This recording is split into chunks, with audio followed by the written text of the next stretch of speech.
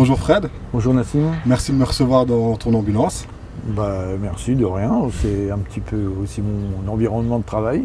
Pourquoi ce lieu pour l'interview? Justement, c'est là qu'on y passe énormément d'heures. Et bon, depuis l'âge de 14 ans, lorsque j'étais à la Croix-Rouge à Revin, j'ai connu plein d'univers et c'était tout le temps des ambulances. Tu as toujours été passionné par le monde des secours? Moi, je vais également sapeur-pompier volontaire, donc de famille en famille, génération en génération, tu connais le parcours. Et puis bon, aujourd'hui, j'en fais mon métier puisque je suis gérant d'une société d'ambulance, donc je compile les deux. Ça fait combien de temps maintenant que tu es gérant de la société? J'ai repris la société, la première société en 1999, au mois de novembre. Puis depuis, on est passé de 6 à 50 salariés. Donc voilà, ça nécessite quand même beaucoup de boulot. Comment ça se passe au quotidien? Ça se passe, c'est difficile. Il y a tout ce qui est programmé, donc là c'est quand même quelque chose qui est facile. Et après il y a tout le non programmé qui bouscule souvent le programmé. Et il faut avoir les régulateurs qui sont au niveau, avec du matériel maintenant aujourd'hui informatique et du matériel moderne pour organiser la journée de travail. Et puis aussi il faut avoir un certain nombre de salariés motivés et empathiques pour faire ce genre de métier, parce qu'on sait quand on commence sa journée, mais on ne sait jamais quand on va la terminer. Tu peux nous donner la différence entre le métier de taxi et le métier d'ambulancier?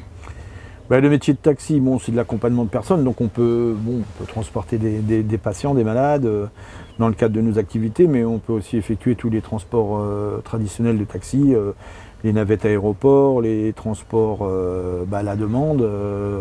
Il y a quand même une formation. Il faut avoir une licence de taxi qui est une formation qui est délivrée par la chambre de métier, qui est une formation assez lourde parce qu'il y a aussi de la gestion, il y a l'accompagnement, il y a aussi toute la partie réglementaire de la profession de taxi qui est quand même assez lourde. Et sans cette licence de taxi, on ne peut pas conduire de taxi. Donc c'est aussi un panel d'activités, un complément d'activité qui nécessite de la formation, comme le matériel médical de toute façon. On dépend du ministère de la Santé, donc on est des professionnels de santé. Donc on va travailler avec le SAMU, donc dans le cadre de nos partenariats et nos obligations. Le centre 15, qui est le numéro d'appel d'urgence, va nous solliciter pour un appel d'urgence. Et on ne sera pas toujours accompagné du SAMU, parce que le SAMU intervient vraiment dans des cas assez lourds, où il y a une nécessité d'avoir des gestes médicaux réalisés par des médecins ou par des infirmiers, par des professionnels du soin. Et nous, on est des secouristes professionnels, donc on est le premier maillon de la chaîne des secours. Donc nous, on va effectuer les gestes nécessaires, de réanimation nécessaires. Et s'il n'y a pas de gestes de réanimation à faire, on a la formation pour évaluer des situations cliniques qui sont assez simples, qui peuvent partir de la détresse respiratoire jusqu'à l'hémorragie, jusqu'aux troubles de la conscience, etc. Donc en fonction de tout ça, on va faire un bilan au médecin régulateur au centre 15 qui lui enverra les moyens nécessaires et adaptés.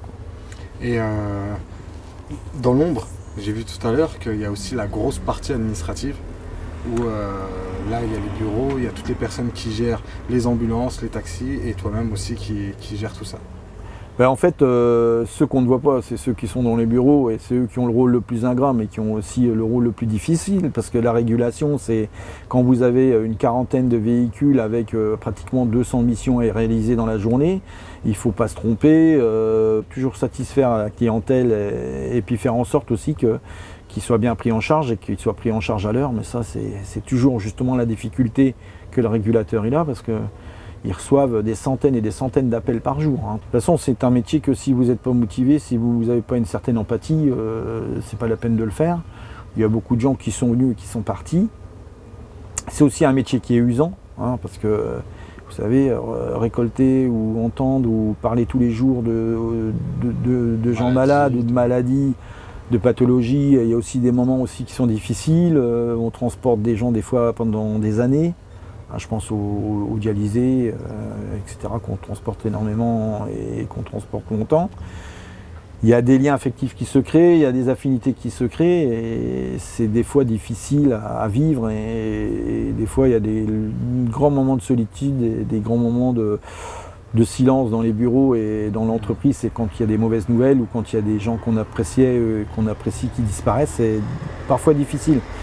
Et s'il n'y a pas cette notion d'équipe et cette notion d'entraide au sein de l'entreprise, je pense qu'on est voué à de grosses difficultés. Et puis de toute façon, les gens qui n'ont pas la carapace, malheureusement, quittent l'entreprise ou font un autre métier. Hein, parce que c'est vrai que c'est un métier que les gens ne connaissent pas et que je trouve que mes salariés et les gens qui le font en général ont du mérite. Et juste pour indication pour les personnes qui suivent l'émission, comment on devient donc ambulancier? Alors pour être ambulancier, je le disais tout à l'heure, il faut avoir 3 ans de permis, 2 ans si on a fait la conduite accompagnée, c'est l'exception.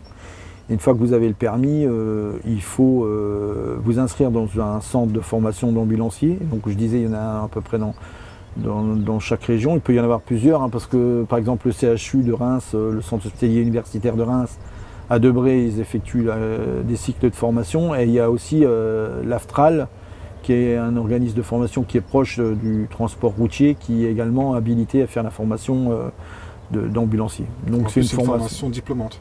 Ah, c'est un diplôme d'État, c'est une formation diplômante.